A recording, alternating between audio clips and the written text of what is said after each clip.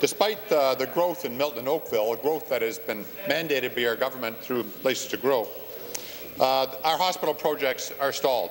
Oh, no. The chair of Halton Region has tried to contact the Minister of Health for an appointment, but it's been passed along the bureaucratic line, treated like a nuisance. Premier, this problem is not going away. Milton and Oakville continue to grow. In fact, it's getting worse. You have given us no indication that you care about your health minister, and your health minister won't talk to our municipal leaders. Shame. Why are you treating the people of Halton like second-class citizens, Premier? Excellent statement. Premier.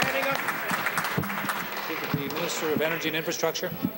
Thank you, Mr. Speaker. I do want to say to the honourable member that there is extraordinary awareness in our government about the growth that's occurring in Halton Region, Mr. Speaker, and the growth plan obviously is part of what addresses that. What's discouraging a little bit is that the honourable member, in asking such a question, doesn't acknowledge that it's his own party's plan to cut health care spending by $3 billion, which would negate not only the construction of new hospitals, most seriously impair the operation of existing ones.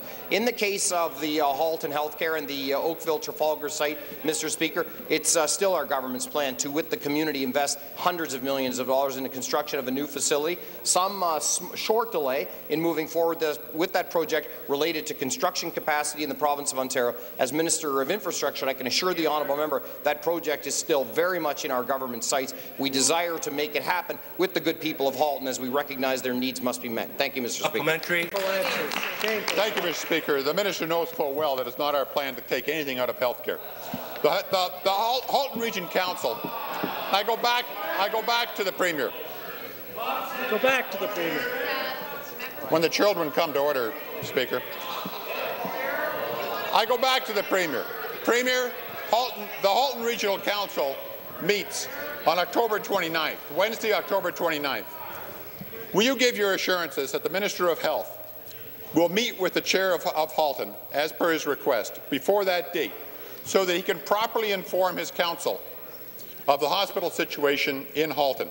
Will you do that, Premier? Excellent. Well, Mr. Speaker, I can't commit a meeting on behalf of my colleague, but related to the, as it is a matter of infrastructure, if it's of any assistance to the honourable.